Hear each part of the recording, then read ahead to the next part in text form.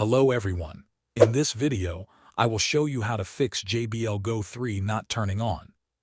First, make sure the speaker has enough battery. Connect it to a charger and let it charge for some time. If the speaker has power but still does not turn on, try a hard reset. If possible, turn on the speaker first.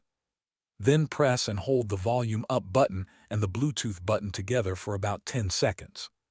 The speaker should make a sound and turn off. After this, press the power button and check if the issue is fixed. Next, check the charging port.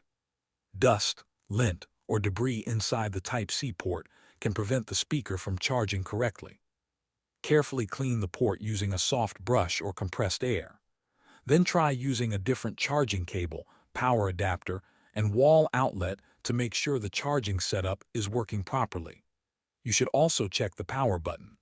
A stuck or damaged button can stop the speaker from turning on.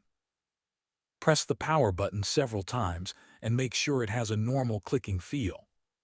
If the JBL Go 3 is still not turning on, try draining the battery.